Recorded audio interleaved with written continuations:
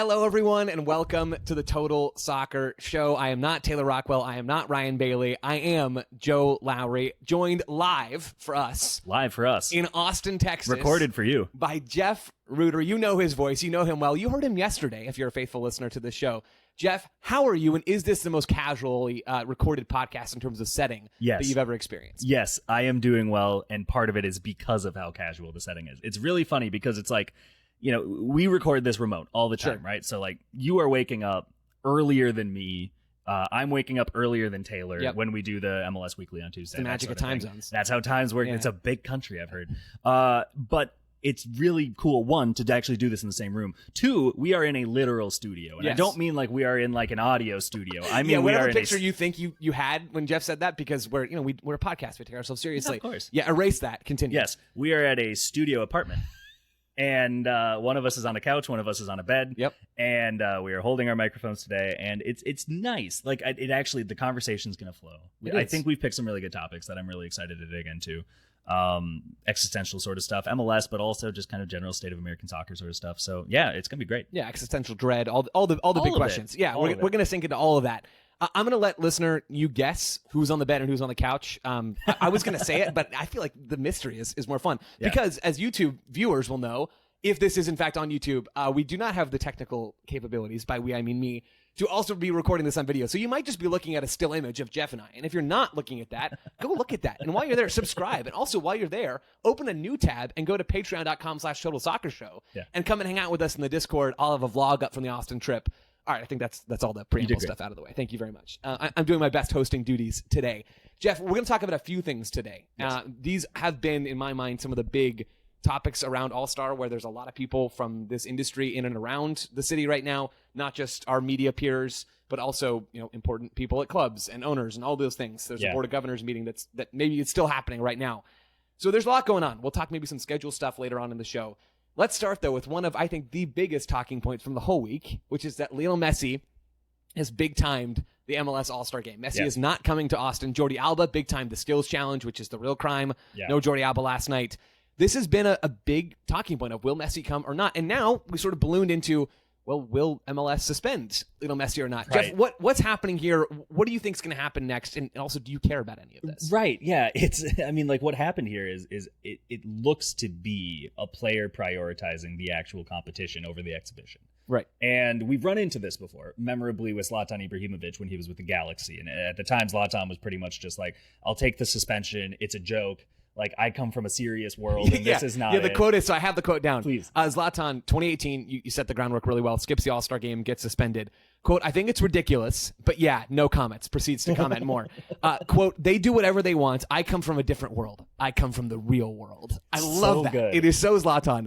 Continue, Jeff. So good. And Messi obviously will not do any of that. Correct. Right? Because that would be very out of character for him to even say words about it. So we also have this situation where he's just quietly doing it. And there's a part of you where you can like squint and say, yeah, it maybe is good to have the best player in the league focusing on the league. But on the other hand, like Evander is here and other MVP candidates, Sam Surge is here, right? Like every other team is impacted to an extent. Yeah. And MLS, for whatever reason, I don't understand, is playing games on Friday this week, 2 days after the All-Star game. It's ridiculous. There are some players who will be going, 48 hours later from an All-Star game, joining their teams just for, like, I guess, walkthrough day and move on, right? So the argument there is just like, why is this scheduled the way it's scheduled? And I don't agree with it as Lionel Messi, and I am not going to participate in it. Do I personally care? I think you kind of have to, because I don't really know how you can credibly try to hold this event if you can't get your best players to play in it. And the NBA is running into this in their own sort of way, right? And they've changed the format to an extent to make it more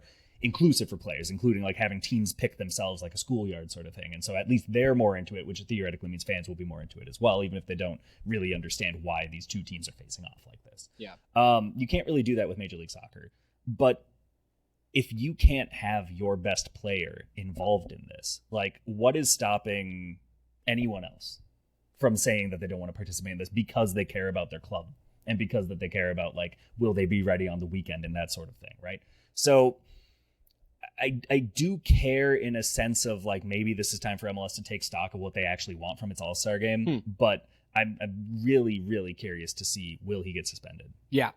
Yeah, because the whole thing with MLS is that if you're injured and skip the All-Star game, it's fine, right? So maybe we'll see Messi. Like Messi last year, right? Yes, right. Yeah. We've seen this before.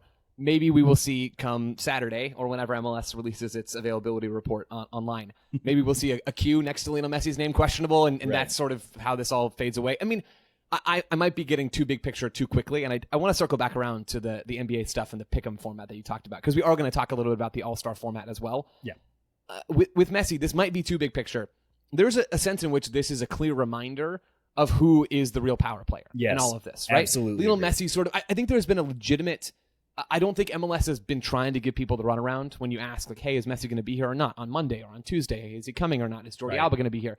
I think they legitimately don't know the answer to those sorts of questions, because maybe even Inter Miami don't know the answers to those questions, because ultimately it is Lionel Messi who decides what he wants to do. Yeah. And that's the reminder here, right? When we're talking about Messi coming to Major League Soccer and the league changing and capitalizing on that to grow in some way or to hit the accelerator button. Yeah, right. League of choice. Messi, if he wants to promote change or wants to do something, he will do that thing. And really, Inter Miami will not stop him, and MLS will not stop him. Maybe there's some realm in which you get too far here. But it's an interesting thing to think about as MLS is considering some of these big picture changes.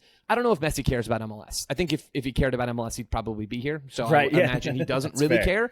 But if there is something outside of All-Star and outside of Austin, Texas, that overlaps between Messi's ambitions and his desires for whatever's next for him now or after his playing career is over, and overlaps with MLS, this feels like a reminder to me that Messi will go out of his way to do that thing that serves him, and MLS would do well to align what serves them with what serves him. Right, because keep in mind, he hasn't signed the new contract yet. Right. He hasn't agreed to terms. Like, it was reported by David Ornstein back in, I think, April that they were getting close, but like, okay, that's fine. Right? Like, it doesn't mean anything until the ink's dry. Right? Yeah. Like, Matt Turner is living, we're probably not going to get to this today, but like, now suddenly L'Equipe is reporting in France that Matt Turner might be like canceled his move to Lyon because it was a John Textor thing and now he's out of the club. Neither here nor there. But when you get into contract talks, these sorts of like peripheral factors get so much more complicated. Because if he decides, actually, no, you're going to suspend me from the league for not playing in your made up friendly, like, okay, I'm going to go to Saudi Arabia or I'm going to go Newell's Old Boys or whatever the case may be, right? Like, there's a real like risk that you could force him out sooner by making the wrong decision here, which is really interesting. So I don't know. I don't envy it. Yeah. The other thing you have to keep in mind, though, is that compared to a decade ago, there are fewer genuine global stars in Major League Soccer than there used to be. And clubs have evolved their squad build, where the prize isn't to bring Didier Drogba in when he decides to be done with Europe. The prize is to bring in Hani Mukhtar so you can build a club around him for 6+ years, right? And that's great. They'll be more relevant to their team's fan. They'll feel better, right? Like you'll be more satisfied when you see Diego Luna, Sebastian Berhalter, Tristan Blackman get this sort of honor than if it's just Giorgio Chiellini showed up in the league, so now he's an all-star. But it does make it harder when Lionel Messi and James Rodriguez and Jordi Alba no-show this thing, because now who are you putting front and center? And for the last 2 years, one of the stories of the league has been, do they know how to market themselves beyond Lionel Messi now that Lionel Messi is here? Yeah. And now we're in this situation where he's not here. Well, so I want to ask you, Jeff, on the All-Star topic, you've been to your fair share of All-Star games. I have as well. Is this something that still needs to exist in the MLS calendar? Like, what purpose is this serving? And does this need to continue in the midst of an increasingly busy schedule with Leagues Cup and all these other things that happen? Yeah. Like, does MLS need the All-Star game? How is this helping the league continue to grow and do all those things that you're talking about? I don't know if it is anymore, right? And I don't think that they know that the format that would do that, because they've leaned away from what it used to be, right? Which is, we're going to bring Chelsea in on their preseason, or Arsenal or Madrid or whatever, and we're going to lose 5-1. And that's our marketing to Europe, is that a preseason rotated Arsenal can beat us by 4 goals. Okay, well, that's not great. So then let's go in and let's try to foster this relationship better with Liga MX. Okay, that's great too. But then you're doing the Leagues Cup, right? So now you have this sort of like double dip where I think for them, they look and they say, okay, more people are going to be watching Canales because of his showing in the skills contest in the All-Star game. So maybe you're more familiar with one player on one team in Liga MX. But it's still not growing interest in the league. If your favorite player didn't make it, you're not going to watch. Like, I'm pretty confident that if a player on your team is an MLS fan, there's less reason to tune in these days than if it's, okay, I'm just kind of curious to see, do they get along, and also can they beat Chelsea, right? So I don't know. I'm not sure if they really do need it. They need it for other reasons. Since turning the Super Draft into a conference call, this is the only time where pretty much every owner and chief soccer officer and a couple of players and media will all be in the same place. So it's really good for availability, and it's really good for networking and board of governors meetings. It's good for the event planning industry. Yes, absolutely, which needs events. And it has been clamoring to make up ground after 2020 and 2021. Right. So it's very good for them, but I'm with you, man. Like, what is it necessarily serving right now for Major League Soccer itself? Well, and it's interesting because I may have stated that as if it was sort of my opinion. I actually think the All-Star absolutely serves a purpose. And when we think about last night, Jeff, you and I were chatting and hanging out during the Skills Challenge.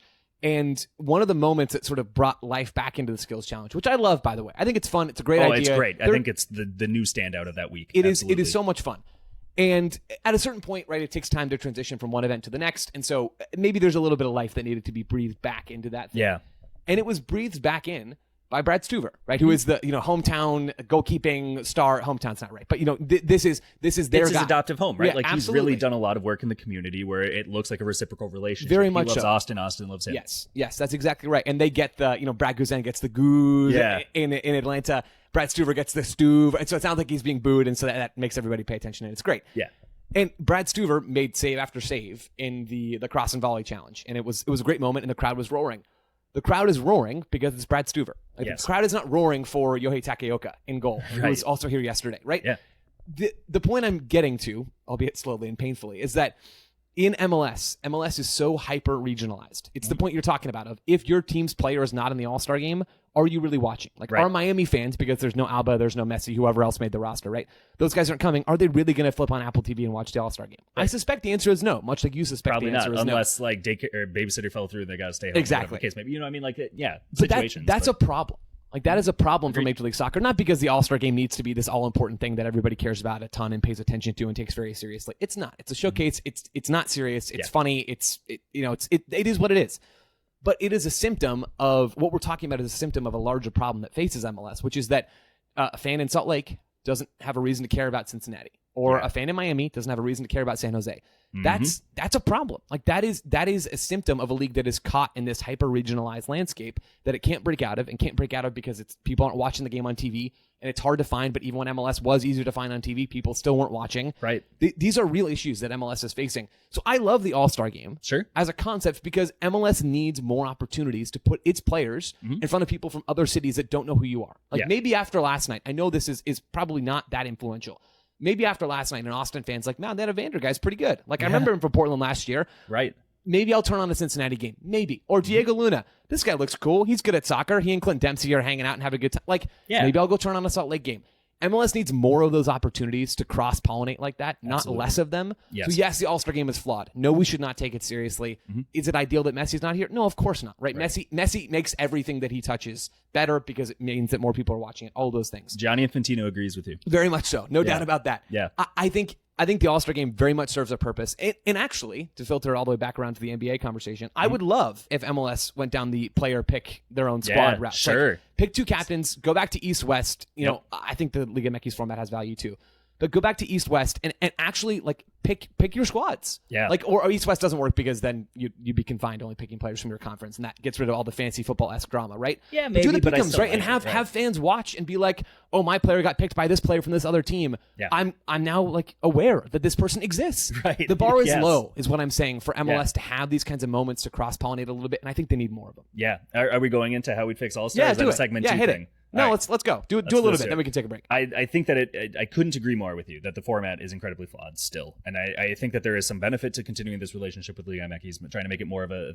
You're not seeing this with Argentina and Brazil. You're not seeing... Like, Belgium and the Netherlands tried... They had this concept for, like, a hybrid where one league thing, and it just crashed and burned for a good reason, right? Like, these things don't really happen, but I think it's a rare opportunity to really bolster the strength of each in tandem, hopefully, like kind of a rising tide sort of thing. I think when you have 30 teams, you should probably lean into your own league. I don't think that you can really say there aren't enough either star players or worthy, like on performance alone, contributors in this league right now. And I think that if you really want to make it more of an event that everyone cares about, you do have to take a page out of baseball, and you have one player per team. And that only works if you are doing East versus West, or if you're doing like domestic, like US and Canada, and you can throw in Mexico maybe versus the world, right? Like there are a couple of formats where you could do it and maybe still build that credible roster. But I think if you do East, West, and one player per, okay, every single fan base has a reason to tune in and hope that you're going to get, I don't know, 15 minutes off the bench from, your favorite defender, whatever the case may be. So I think personally that format does make a lot more sense to me. I think that the skills challenge lean into it even more, add more stuff, have every team nominate their fastest player, and let's do foot races. Yeah. And I think that that's the sort of thing that's just like so easy to execute, so clear to see, but like the banter potential is excellent. You could have a lot of fun with the stadium announcers, treating it like the Olympic gold medal race, right? Whatever the case may be, like I think that there's a lot more fun that can be done there. And then, you had an idea as well that I think would be really good in terms of these events. Let's try to get a better way to illustrate the difficulty of them, which sometimes I think is very difficult to tell. Yeah, my idea that's unique to me that's never been talked about by anybody else. We need more regular people doing stuff on the field in the skills challenge and all around All-Star break. You get this with the Olympics where people are talking about, let's get the average Joe out there and we can see how good these people really are at these very specific things. We kind of had that last night in a weird way with iShowSpeed, who's a streamer, and I don't know, that was what it was. And it's kind of fun to see the difference between somebody who is like an above average athlete compared to like the truly average person, but is clearly not a professional soccer player. Yeah. It's fun to see the comparison because it gives you an appreciation. And this is why I love the skills challenge.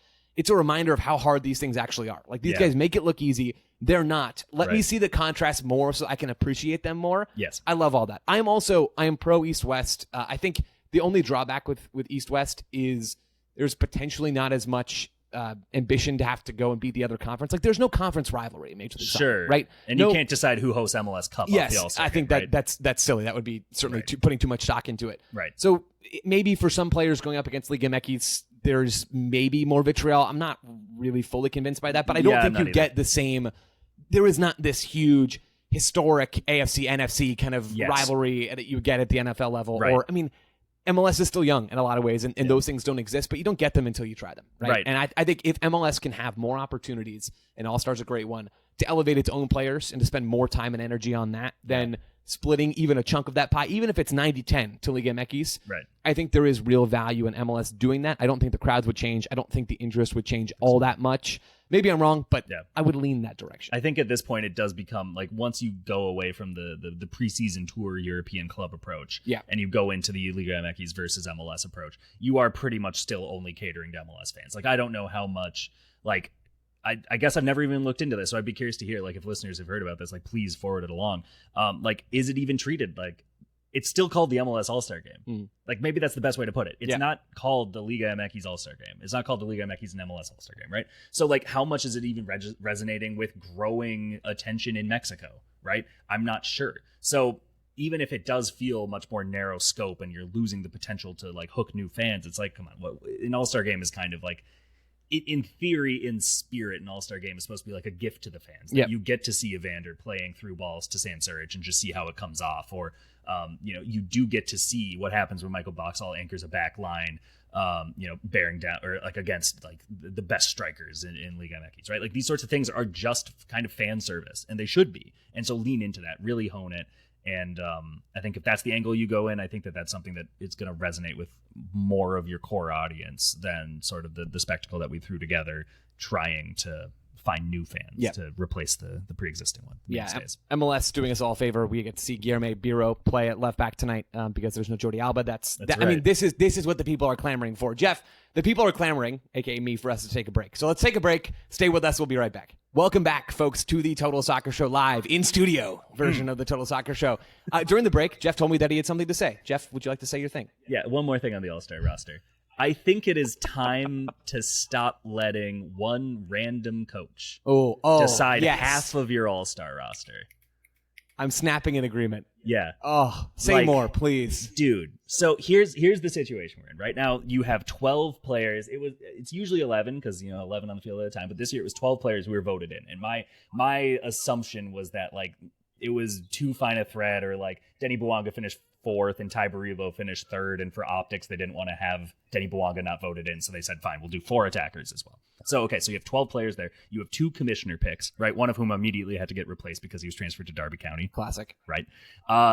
And then the rest of the squad, like genuinely 12 to 13 players, just handpicked by the host stadiums, the host, it's just the host stadium. It's not even really the host team, right? The host stadium's team's coach picks half the roster. So in 22, Adrian Heath was picking for like on the back of a Minnesota United team that finished like 6th the previous year in the Western Conference, right? And was like at a similar position before. And these things matter for player bonuses. These things matter for like trying to be an illustration of who were the top performers of each season at the midway point, right? And we talked about when the squads were announced, like Brandon Vasquez, the biggest XG underperformer before his really unfortunate injury. And like, hopefully the time away allows him to kind of settle, reset, and then come back stronger for his second season with Austin. But he was having a miserable start to the season in front of goal. And he was an all-star because his coach was picking half the roster and so chose him as part of it, right? And I just like, I don't know how credible that is, right? And I don't know if you need to necessarily break it down and say like 2 left backs will be voted in total, right? Like, and maybe you want it, but make it a coach's panel. Make it a rotation of like your 3 finalists for coach of the year the previous year. Yeah. Right? Or make the coach of the year coach the team. Make it part of that. That's what Liga MX has been doing, is like the previous years, the winner of the coach of the year gets to be the coach of the All-Star team, which is such a novel concept. I very much am behind that take, Jeff. There, in addition to all the Austin players selected by Nico Estevez, you also do get a couple of Vancouver players that I believe were coaches' picks. Yeah. Which is not to say they're undeserving necessarily, but I don't think it's a coincidence that Austin got shellacked by Vancouver earlier this year. I would imagine that looms large in Nico Estevez's mind, and he thinks, and those guys are really good. They played really, really well. Yeah. Let's get him in. Yeah, I completely agree. The selection process needs to be altered. I was also just checking on that thought too. They do play DC United this weekend. So I was wondering if he would try to like kind of sabotage his opponent and bring in 4 guys from whoever it was, but I think he would have a tough time coming up with 4 guys he could name on DC's current roster. Matty Peltola, we want you to play a full 90 today. Right. That means a lot to us. You've warranted it with your play. Yes. Also, if you want to bring a few others, bring Christian, just get the whole crew. Let's get you guys out there. I want to get you good reps. Right. Let's shift our attention, Jeff, to the other big topic that has been dominating a lot of behind the scenes discussions at All-Star. I think that's really true. Like that's not me just trying to make this sound important. This is real stuff, and a lot of people that are more important than us are talking about this stuff. The schedule change. This is not a new topic. We've talked about it on the show many a time. Yes. There is it is being talked about by MLS owners at the Board of Governors meeting today. There was some discussion about it yesterday as well. This is something that is being heavily considered, and we are not far away from a decision and some sort of clarification. So we're going to hear from Don Garber later on today ahead of the All-Star game. We don't want to dwell so long on this topic because we know this is going to be a pretty short shelf life. We'll know if this is happening or not. Right. It does seem like if this happens, it will certainly not be next summer because MLS already announced earlier this year after a Board of Governors meeting in April in Chicago, they will not be making the change following directly the 2026 World Cup. Right. This will not come, they said at the time, until at least 2027 at the earliest. I'm hearing some whispers that if this happens, it's probably going to be closer to 2028 after the current CBA expires, which makes things a little bit easier. Yeah. That expires in January of 2028, the end of that month. There's a lot of moving pieces and parts to all of this, and not a ton of new ground that we're going to cover, but this is really on the table. Like this is something that MLS truly is thinking about. Yeah. I'm curious, Jeff, do you think this is going to happen, or is this another case of MLS thinking about stuff and deciding to go back and think about it some more? And part of this is I think that we just had the USL vote on ProRel. And I think that those two scenarios are so similar. MLS and its calendar change, the USL and ProRel, where I think that for them, they see it as the biggest like operational flaw in what they've constructed. And this is the way to fix it. Right. And I think that with MLS, like they see the schedule changes, like this is why we're not involved in the transfer market, rather than we weren't developing players until a decade ago. Right. So now we finally are on our genuine like second generation of homegrown players, maybe third generation at this point, where teams now know FC Dallas has a good academy, RSL, Red Bulls, whatever the case is, they know who to look at for certain positions, or they know that Vancouver developed Alphonso Davies. Okay, so there are good world-class potential prospects in this league, or Tyler Adams is, and Weston McKennie, who used to be with the FC Dallas Academy for a long time. Like there are that caliber of player here.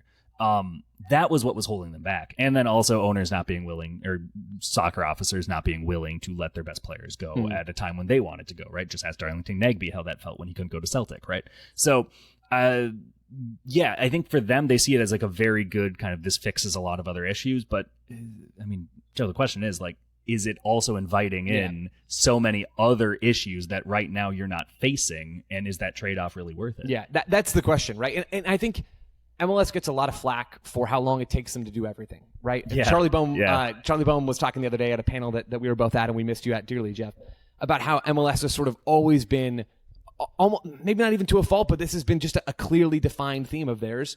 They are so wildly risk averse, right? And that's allowed them to survive in a lot of ways. So I think there is merit to some of that throughout history. They have been really slow to do stuff. And in this case, I can see why. You know, I'm not excusing the fact that if you really decide you're going to make a change and you were thinking about it and actually considering it in a real way and not just talking about it, right? It should have happened already. It should have already been announced. I'll say it that much. Yeah. And then it should have happened right off the back of the World Cup next summer. Like that is so blindingly obvious to me. I know it's complicated. Right. I know the CBA, you have to go and do a bunch of work in there. There will be no better ramp into what you're doing than that. So I'm not trying to excuse that. I think that is a huge mistake. It's a missed opportunity. That just is what it is. On the actual, is this a good idea to do? Forget when you're doing it. Is it a good idea to switch your calendar? I think it's complicated. I think this is a real issue that warrants a lot of thought. Yeah. And I think there is not a clear answer to whether they should do it or not. MLS owners do things that make them money, right? Yes. That's what rich people do. They make things that make them money. And if MLS owners thought that this was so clear that this shift would make them money, they would have done it 2 decades ago. Absolutely. So it is not a simple issue. There are clear opportunities. There are clear challenges like you're talking about. In a weird way, even though the timing, I think, has been botched in some respect. Right. If this happens, it will be a real statement of intent and a reminder that, this is a complicated issue. I can sort of understand why it took so long. Yeah. Maybe the best way to go through this, and the way to give this more of a shelf life is like, I mean, maybe we just go, would you like to take this is why the schedule change would make sense hypothetically side of it, and then I will come up with this is why keeping the current like late February to MLS Cup in December format makes more sense. I mean, you pick if you want to go first or second, but I'll go first as the pro, sort of change here as the desert dweller. And again, this isn't my calendar. I want to preface with a disclaimer. This isn't necessarily saying that everything Joe and I are about to say, this is exactly how we feel and we're crystallizing. And we're strong. Maybe it is on either side of this. But I think generally, like, we want to give you a sense of this is why it would make sense. This is why we're still talking about it, and this is also why it hasn't happened yet. So anyway, so the pro calendar change case. I love this way of thinking about it, Jeff. A lot of this is transfer movement, right? You talk to CSOs around the league. I have yet to find one that is against this concept in theory, right? If you're just looking at this idea of, hey, we would like to get better players. If your offseason aligns with the offseason of many of the best leagues in the world, we're talking about the Western European leagues, where MLS teams are buying from more and more, from Belgium, from France, there are opportunities there to go be a bigger player in the market. If you can get better deals, if you're a transfer window where you want to do most of your business, which right now is in the winter, in the middle of the season for all those leagues, it's hard to get good players out of a team mid-season. If you don't have to deal with all that stuff anymore, that is objectively a better way to go and do business. So from a transfer perspective, it is a clear win as far as I'm concerned. You also don't have to sell players if you do want to go and sell them in the middle of your season, or really not even in the middle, but in the summer window right now, which is winding down for the season. You go and sell Andres Gomez. If you're RSL last year, your season's done. Like that tanked their season. Yeah. But they also kind of had to do it. So you don't have to deal with all that stuff. I actually just talked about that this morning with Diego Luna. That was a very fun topic. What did he have to say about that? Or just read it at The Athletic? Read it at The Athletic, and I'll tell you when we stop recording. All right, fair enough. So there's the transfer side of things. There's also the fact that your playoffs are maybe in a better time of year. And this is a little less clear, but you're moving your playoffs out of the American football window, right? Where right now, playoffs are in October, they're in November, they're the very beginning of December. If you move your playoffs to May and June, you're not dealing with the NFL or with college football anymore. You are dealing with other stuff, but maybe I'll leave that to you. The other and really last thing on my end is that you don't have to play through international breaks anymore, because the way to not do that is clear, because all the European leagues don't play through international breaks. Right. Would there be some challenges of people complaining, why are we stopping our season in September? We just started? Of course there would be. Will there be challenges of, why are we doing a winter break? This is a momentum killer, much like some of the international breaks are momentum killers. Yes. Yeah. But crucially, I think this is the most important, as much as I try to bang the regular season matters some drum, or it should matter more and MLS should care about it more. Probably a more accurate representation. The most important international break of all right now is the one in November. That sparked Ricky Puig last year after they win their round one series in 2 games, if memory serves. So they already had 1 game shorter because of the series format. And importantly, too, their opponent that they would face in the next round also finished in 2 games. Yes. So Ricky Puig tweets out 22 days between games and was clearly frustrated about this. Like, it is a joke to have the international break in November right smack dab in the middle of your playoffs. That is a true momentum killer. There is no doubt about that. Ditching that and having the ability to play your playoffs straight through, to do them how you want to, and not worry about other factors, that prevents Ricky Puig from going and tweeting at you, literally, going, come on, at MLS. Like that avoids those problems. I think that is a real legitimate plus. Yeah. And I think it's so interesting, too, because if you really had to boil down what these cases come down to, it actually comes down to like one of the existential questions of MLS throughout its entire operation, which is that one of its feet is planted in being a soccer league, which is a global sport, which is part of a global ecosystem. There's no such that you couldn't credibly have any league in the world, and I'm including the Premier League, that title and say that's the world champion, right? You know what I mean? Like, and whereas in American sports, where MLS's other foot is planted, right, all of these decisions are just made like we are the arbiters of baseball, so we decide that it plays in April and the World Series ends in November now, right? So like you don't have that sort of freedom and flexibility. But I would say that the case against the schedule change leans much more into the MLS as an American soccer league whose fans are based in America and Canada primarily. And when you look at that, the arguments against the schedule change, a lot of them will sound very status quo. And I know that right now this is also not an era of kind of human evolution where people like status quo. Disruptor culture has been like such a major part of the United States fabric and the technology industry. And the technology industry has taken now an outsized influence over how, advanced societies operate, really, And so like when you look at it from soccer, to bring it back to the schedule change, I think that the first argument, and this is the one that I hear about the most at Christmas, and that I hear a lot when I go to bars in the cities and around soccer folks, it's why are they trying to make it so Minnesota United can't play in MLS anymore? Right. And it's a conversation that you would also be hearing probably in Boston, possibly, but certainly in Canada with those three clubs. And it gives a lot of dread about the future and stability of those clubs, because you mentioned the mid-year break that Germany takes. Sure. It's 3 weeks. Yeah, it's short. It's very short. It's shorter than I think that you can hear it conceptually and say, yeah, okay, we basically have an off season that's a month and a half, and we have a mid season that's a month and a half. You can't really resume a season unless you're going to start to do kind of apertura clausura sort of things, which I've never heard mentioned, by the way. Split the season into two parts, and then you have champion of one, champion of the other, and then your playoff bracket commences.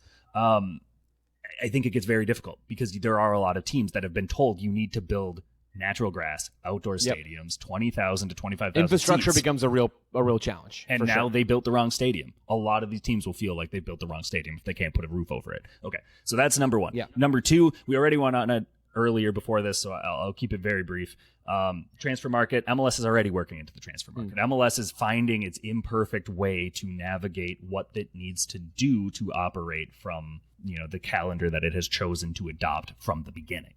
And I think that they would look at it and say, we could maybe work with U.S. Soccer in Canada to get a better transfer window. Maybe we move that to be, what was it? I think Kurt Schmidt told you, like, it'd be optimal if it was the beginning of July. 8 weeks long, going from the beginning of July to the end of August. I think you would get others who would advocate even dipping into September a little bit. But absolutely. you can work with those powers that be, right, the federations, to maneuver that a little bit. And as you framed it on Backheeled at the time, like it's like kind of taking cues out of what Turkey is doing, which is let's purposely, intentionally keep our window 2 weeks longer so disgruntled players who weren't able to get their moves away from Premier League clubs. Which is so Turkey, by the way. It's so beautifully Turkish Super League, and I love it so much. I love it. But like lean into some of that sort of stuff more, right? And that's not something that's a schedule change dependent factor. I think that the other part of it, opportunity. You already started to go through some of the roadblocks that right now they don't have to worry about, with the playoffs concluding before the NFL finishes its regular season and before the NBA even gets close to its trading deadline, which is frankly as big as the NBA finals at this point in that league ecosystem. MLB has already finished the World Series in November. So you have a clear runway with your playoffs. You also have 4 months where baseball is the only sport you're up against, really, in terms of the major American institutional sports. And I don't know, in America, soccer is a summer sport. I think that you and I and a lot of people are really exhausted by being told this is the summer of soccer, because I feel like we're on our 10th annual summer of soccer. Exactly. Right. But like part of that is because that's when kids played it. You associate it with orange slices and Capri Sun. You associate it with those like really sunny days where you're kicking off at 5:45 and you've just got to play in the sun and you don't really care because you're a kid, but you're wondering why your parents are a little grumpy and tired after your game when you were the one running around, right? Like this is American soccer culture. This is North American soccer culture because of the harshness of the winters in the US and Canada. You need to play it in the summer. So if you're suddenly not playing it in the summer when your kind of average sports fan who's not a soccer fan associates the sport with, I think that is a problem. And then you get into the fact that suddenly You're starting your season when the NFL starts its season. You're finishing your season when the NBA finals are and when the NFL draft is. And there's just these other tentpole things where it's like you're pushing yourself even further down the queue. Yep. And it feels counterproductive to me. Yeah, I think all those are the arguments here. I think the weather one is the biggest one, and that's a real consideration. It's interesting talking about soccer culture and playing soccer in the summer. I can't even really quite relate to that because, I am Sure. living in Phoenix. I'm in a market where, it's a terrible time to do anything outside. So there are, not for every cold weather market, you get a warm weather market. Most of MLS is in colder weather cities. So this is a huge issue. But I just want to point out that there are some of us that maybe would flip this and have that be ideal selfishly. Right. But there is a real consideration there. I talked with Ernst Tanner for Backheel earlier on this year, and he raised this idea of infrastructure. Like, let's say you do a winter break, which would almost certainly happen if MLS does this. How long it would be, I don't know. Right. You do a winter break. Okay, great. You're not playing games. That's cool. You can front load and back load the schedules, and you're going to have some dicey, weathery moments. That's going to happen. Inevitably. But you can avoid some of it. That's possible. I think we would all cede that. But you still have to train in your cities. And these cities aren't so equipped to train through the winter because they literally do not train in the winter. And to your point earlier, from an infrastructure standpoint on the stadium front, they're not building these things with that sort of that sort of calendar in mind. So it's a real consideration. On the right now, MLS has enough real estate in the middle of their season that is unique to them in Major League Baseball. That is an appeal. What I will say is, unfortunately, outside of you and me and listener, people aren't watching MLS regular season games. Right. And I wish that was different because I like watching MLS and I like talking about it, and I wish more people were doing all of those things. I thought about that as an argument against it, and I'm just not quite sure I buy it. I can buy the argument that it will be harder to grow a presence in that part of the year. Sure. That's probably, I guess, the way to frame it that is more splitting hairs, but it's something I've thought about in regards to this calendar change, and I don't know that it is the argument. For me, the argument is absolutely the weather stuff's going to be hard. It's going to be expensive. It disadvantages certain markets, how MLS compensates for that. The winter break as a momentum killer is like a real thing that will cause problems. So I don't know. It's going to be interesting, Jeff. I'm very, very curious to hear more from Commissioner Don Garber later on today. Yeah. Any final thoughts on the schedule before we wrap it up and head to another break? Yeah. I mean, earlier I pulled the parallel with the USL and Pro Rel, right? And I think that, again, it comes down to, I couldn't agree more with you, that the midsummer games, which are the ones that maybe the most in-market fans can go to because of summer vacation and these sorts of things, also are the games that probably are the least importance in the schedule, right? It's not quite to the point where only the final 12 games matter. You need to build up that cushion, right? But at the same point, you have deprioritized the regular season to such an extent that does it really matter? Is it going to change much of anything in terms of interest levels from your own existing or potential fan base if you move the schedule? I'm not sure it is, because you've had these other things that you need to do. You need to raise the quality of the players. You need to make games feel more competitive. You need to continue to lean into your very organic rivalries that are developing and have been much stronger than ever. We've talked about a few of them in recent weeks on the podcast. Same thing with the USL, right? Pro Rel, there's Pro Rel in Switzerland. It doesn't mean that there's a ton of Americans who are watching Swiss soccer, right? You need to make sure that USL as a product can stand on its own legs and be something people want to continually watch before you get to the Pro Rel playoffs, if you're going to be running any of those things. So similarly, it's okay, you're almost prioritizing this one flip of just this one radical change to how your operation works, because it's a little easier to make one change than to make 50 smaller changes across other elements of it, with the salary cap and with roster spend and when teams play, how often they play, how you handle international breaks. We could go on and on and on, right? They're there. They are available to fix. Not all of them are going to fix. A lot of them aren't going to be fixed whatsoever by a schedule change. Yeah. So it's just a matter of where are your priorities at and what is going to be best for, again, if you're a measured league like you and Charlie were talking about, if it's a league that often is risk averse, this is a big risk. Yeah. This is a big, big risk. And so for that sense, I'm not surprised it's taken this long to actually get something like a definitive vote on it. Yeah, I think that's really well said, Jeff. I'll let that take us to a break. We'll be right back with a hot take submission from everyone's favorite Richmond Kickers ball boy and some other MLS All-Star related topics. Stay with us. We are back. You already know we're back. You're listening to me talk right now. Let's move on swiftly from that. Jeff, I want to tie a bow on our MLS All-Star conversation. Yep. And to do that, I want to go back to what we both agree is the best part of All-Star break, which is the skills challenge. Yep. I want to know, we watched it, we were hanging out, Q2 Stadium. Which of the skills challenge events, we're in silly hour, by the way, folks.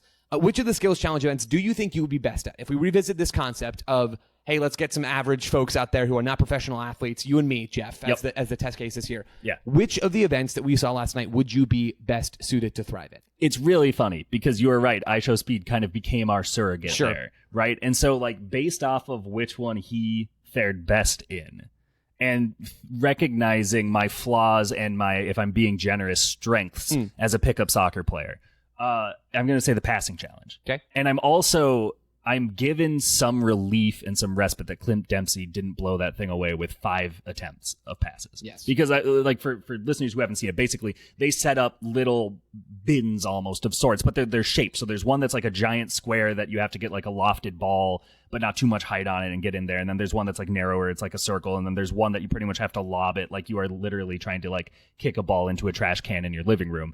And then there's one where you have to do a low pass, keep it on the ground, and you have a narrow window to pass it in. And then finally, of course, for sponsorship reasons, they put the sponsor of that event in the middle of another circle you have to kick it into, right? I think I could easily knock out the on the ground and the just dink it into the trash can ones. So I've already got 2. And if I've already got 40% completion rate just for being an average Joe, I'm feeling pretty good about it. And then everything beyond that's gravy. So I am going with the passing challenge. That's a really, really good take. I think that is one where if you have a little bit of skill but don't have the speed, right? Yeah. Don't have the power sometimes, I think that is one that I could see myself thriving in. I don't think I would thrive in Goalie Wars, but do I want to try? Yes. You bet I do.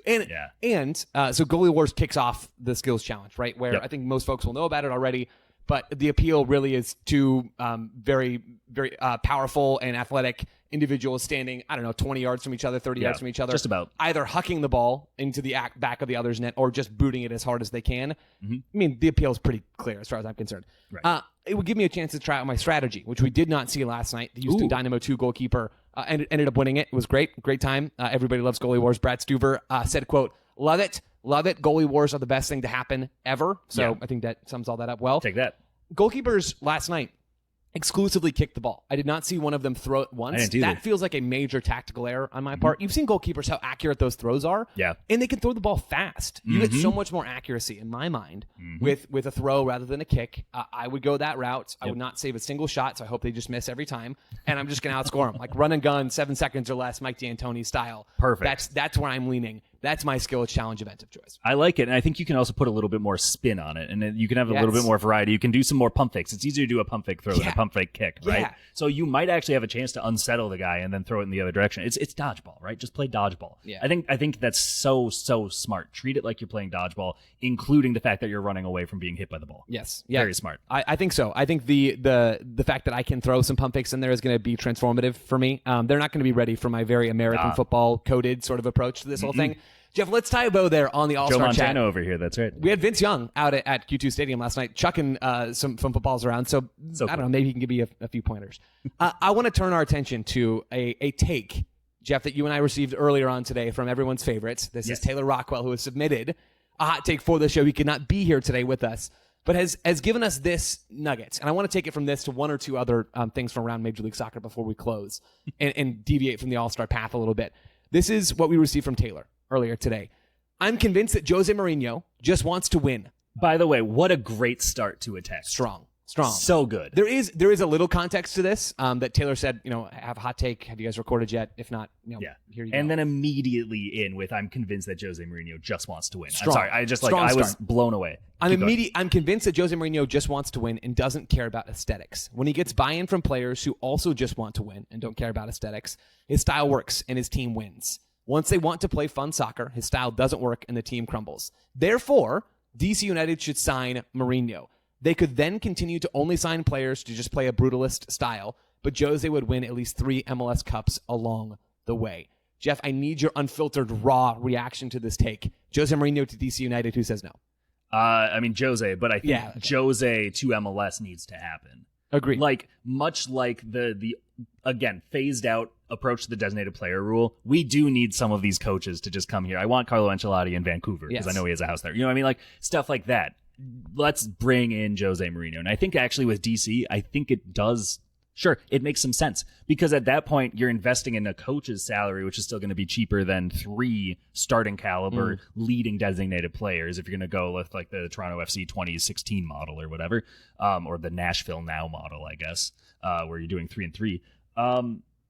Bring them in. Why not? Because I think that you would get a lot of those like domestic player sickos who are just going to be like, you know what, I want to play for Jose. So you probably also have kind of not quite full pick of the litter in terms of your domestic player pool, but you would have a much easier time getting those kind of squad guys who are just really good tactical fits who would want to come in and be able to play for Jose Mourinho. I think it's a no-brainer. Really, I agree, first of all. Really what Taylor's describing here in Jose Mourinho's style is Bruce Arena. Yes. And yeah. Someone who doesn't care about the aesthetics, who just wants to win, who gets buy-in from his players. Yep. Pat Noonan's another one that comes to mind. Like, we have the Jose Mourinho, tactically speaking, management style speaking, right, perhaps a little less chaotic, all things considered. But we have those archetypes in Major League Soccer already. Like, that exists. Yes. And there are personalities that fit underneath that. Jose Mourinho set the archetype in like the modern game anyway. Mm-hmm. Yes, we absolutely should get him to Major League Soccer. Would Jose Mourinho win 3 MLS Cups with DC United? No, because Jose Mourinho needs good players in order to do that. And That's Jose Mourinho always gets fired after 2.5 years. So unless he joins midway through the first year. There it is. Yeah. There it is. Midway through the first year. Or where I thought you were going, if we get a calendar change, we're talking a mini, like sort of truncated season. Oh, there we go. There's like an MLS Cup. Yes. Not MLS Cup. The MLS Cup. It's not quite the full thing, right? Half the season. So you Yeah, get the full terminology, and he wins that and then does the next 2 seasons. Oh, that's so smart. Yeah, you time this, and that's your way that you make it more interesting. See, we got the schedule change, and we got Jose Mourinho. 2 things that the fans have been clamoring for decades. Yes, very much so. I think Jose Mourinho would have a legitimate chance to be successful in Major League Soccer. So I think he would be. Taylor, I think he would be successful. I think your take is excellent, even if DC, they might be too far gone. We'll see. Yeah. Jeff, I want to take us. This is now unscripted for you, and I'm gonna take us through this part, and I want to get your thoughts on it. CF Montreal earlier today. I don't know if you've seen this. I woke up to a post on social media, a statement, a letter from the Saputos to its fans. And the letter talks about how, quote, we have not met the standards we set for ourselves, nor those you have the right to expect. That is why we felt the need to communicate with you directly today. And they go on and talk about how they want to undertake a rebuild and launch a new chapter at CF Montreal, a chapter based on ambition and pride. And then there's more, of that sort of speak. The statement is not particularly revealing to me. No, the only thing that's interesting is Joey Saputo didn't sign it himself, but 2 of his kids did. There is that frankly I had not actually picked up. That's a really good call. I'm just seeing this note now. No, this is good. What really got me in all this is that this was posted on social media at 5 a.m. Eastern time. Like right when all the world is just a flutter, right? With action. Everybody's seeing this, right when it drops. Yeah. This is going to get everybody's attention. 5 a.m. Eastern time. It is 11 a.m. Bologna time, if that matters, which I feel like is maybe where this was dropped from. Yeah. Dropping a statement about how much you care and want to rebuild and do it, but when no one is awake, that is the most CF Montreal thing they could possibly exist besides Kevin Cabral signing for CF Montreal tomorrow. I've been thinking about this all day. I'm sorry, I've just dumped it on you. I think it's really funny, too, because it's like, you've never seen an MLS team announce that they're rebuilding. Like, if you really think about it, that's true. There has never been a situation I can think of. And again, this is all off the cuff. I genuinely don't know where we're going with the rest of this episode. And I love it. It's freeing. I don't think you've ever seen a team that was like, we're actually building for 2026 now. Right? Yeah. You've seen it happen. You've seen coaches fired and long, extended, protracted coaching searches that will run until the end of the season. Like, I think Chicago last year, right? When Frank Klopas was just kind of told to keep the interim tag for pretty much an entire season when everyone knew he wouldn't be back in 2025, whether it was going to be Greg Berhalter or someone else. You've seen that. You've seen teams that have just been very bad for a few years, like Toronto FC, and just continually hire new coaches, treat it as business as usual, and try to get excited because of how quickly you can evolve and improve in Major League Soccer. So to be to a point where it's like, we've been doing that, the version of it where we're quietly bad and we're accepting it and we're just trying stuff until something works. And to actually do something that's like, no, we're going to strip this down. It's fascinating. Yeah. I don't think any team has ever seen MLS as a league that you really need that concentrated sort of 5-year vision to do well in. For better or worse, I'm not saying that that's good operational procedure, just ask CF Montreal, but I don't think that you've actually seen teams approach it this way. Yeah, I agree. Nor have I seen a team drop a statement at 5 a.m. Eastern time. So there is that. I am usually on Mountain Standard Time, so maybe this is actually not as unless big of a it's deal like as our player got arrested last week and you've heard about it and we desperately don't want you to hear about again. This is the new version of the Friday news dump. The Wednesday morning before the world is awake news dump. I like it. The only other place I want to take us, Jeff, and then we can get out of here, is back to Vancouver. We've talked a lot about Vancouver this week. Yep. Basically, right after we finished recording yesterday, talking all about Pedro Vite and then bringing in Kenji Cabrera and how this is going to impact their season. We get reports out of Vancouver and an announcement that Ranko Veselinovic, one of their star center backs, has suffered a season-ending injury. He's torn his ACL. That happened against San Diego last Saturday. He is now done for the season. I just bring this up because I want to amend my oh, the window's still open for Vancouver. Like Pedro Vite is not such a good player that everything is slammed shut. I think this one might slam the season shut for Vancouver. This might be the even bigger loss. Yes, I certainly think so. Yeah. I just think he's so important to how the defensive structure works. I think he's incredibly important to just calmness in the back almost. I think when you think of like Vancouver's defending for a long time, it has been very kind of panic stations. And it's looked a lot better under Jesper Sorensen.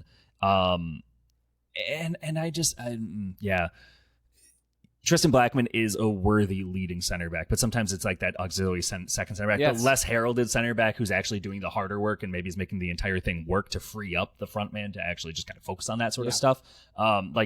Columbus has had a lot of these guys who are supporting Steven Moreira over the last couple of years, right? That sort of thing. It's a huge loss. It undeniably is, because I think that the structure and the continuity of the lineup was their incredible strength, and now they've had one of their most important defenders and their most creative, incisive midfielder who hasn't been hurt this year gone. It's tough. I'm with you. I think that this is the thing that kind of it reopens the door for, let's say, LAFC and Seattle to maybe like climb back over there, and then Minnesota and San Diego will feel more comfortable with the direction of it now too. Yeah, good day in a weird sort of twist away for everybody else in the Western Conference. Yeah. It's a really tough break for Vancouver. Like Veselinovic does not get the same pub as Tristan Blackman because he's not American and flirting with playing with the Canadian national team, right? But he has been really, before Tristan Blackman took his next step, Veselinovic was the anchor in that back line, sort of, running around in the dark for Vanni Sartini at some points and keeping things afloat, sort of like you've already talked about, Jeff. Mm-hmm. So losing him means that Vancouver lose, not just like a really good center back for them, but I think legitimately one of the better, most well-rounded center backs in the league as a whole. Agreed. It's been an underrated part of their season the whole year. We've talked about their structure. We've talked about some of their defending higher up the field and that they're scoring goals with some of these players that we didn't think would help them score goals without Ryan Gauld. And underpinning all of that has been the fact that Blackman and Veselinovic are so good together. Yep. Yeah, sad day for Vancouver, and I wanted to use this as a chance to sort of put a pin in our Vancouver chat from yesterday. Yeah, I think that's entirely fair. It's going to be interesting to see. The Western Conference looks incredibly wide open again now, and we will see how that goes. Yes, we will. Joe, I have a parting gift for you. Oh, please. Actually. Go on. So yesterday I was speaking with Will Glenn, who works for MLS headquarters. Yeah, we love Will. Communications. We love Will. He's incredible at what he does. And we were just kind of shooting the breeze before my interview with Obed Vargas, and that piece is now up on The Athletic if you want to check it out. But I had mentioned something where it was like, I'll be curious to see. My flight was delayed 8 hours, and I was saying that basically I couldn't get on any other plane to get here because of how many fans flocked from Minnesota to follow Michael Boxall. Yes, just a very throwaway joke sort of thing, which then I took that completely seriously. Continue. But then we both took it in the direction of, wow, this is his 10th year in MLS when you count his brief time with Vancouver as well. Whoa. What is the longest amount of time that a player has spent in Major League Soccer before getting their first All-Star game? Whoa. And so Will lovingly researched it. Nice. And I am here to present you with the 8 players who spent at least 10 years in Major League Soccer before their first All-Star game. Ready? We'll go chronologically because I think it works best for shock value. Okay. 2025, Michael Boxall. It's his 10th season. So Legend. when I say these numbers, it is this season is his 10th season, right? 2024, Justin Glad, his 10th season with RSL. That's made up. Move on. And that breaks my brain to think real. that he's been in MLS. This is his 11th season. 2023, Ryan Hollingshead, 10 years. Nice. Which is excellent. Yeah, it's again, this is like some really, really good stuff. 2022, Sean Johnson, 13th year in Major League Soccer, finally gets his due on the back of New York City, having won MLS Cup, right? So 2015, now we're jumping back a little further. Dax McCarty finally gets there in his 10th season. 2015 again, Drew Moore, center back. Wow. Legend, gets his due in his 11th season, 2015. Now we're back to 2013. Major League Soccer MVP Mike McGee in his 11th season finally gets his due. And then the one that truly broke all of our brain, the pride of Salinas, California, Ramiro Corrales, 6 caps for the U.S. men's national team from 1996 to 2008. Looks like he was the assistant coach at Monterey Bay for 4 years. 14th year in 2012. Finally gets his due. During his return to the Earthquakes, he was selected by Commissioner Don Garber to participate for the first time ever in the middle of the Quakes' Supporter Shield winning season. Wow. Well, the real message here in all this is that if you stick at something long enough, you'll get selected to an All-Star game. Jeff, that's right. If we stick at this, I believe in us. Someday, we will be on the field, not for the All-Star game, but we will be the average Joe and the average Jeff on the field at the MLS All-Star Skills Challenge. Jeff Ritter, that was a delightful gift. thank you for joining me for this wacky, weird show that we've never really done before. I had a great time. Yeah. Jeff, your insight is always appreciated. Love getting to hang out. Thanks for doing this. Yeah, thanks for having me. And appreciate visiting the studio. Yeah. High-level stuff. Patreon folks, you might get a glimpse of the studio at some point. I feel like now I'm going to have to do a full tour. It'll take about 12 seconds. So, listeners, thank you for listening. We do sincerely appreciate you. You all make this stuff possible. Thank you so much, and we'll be back again in the feed tomorrow.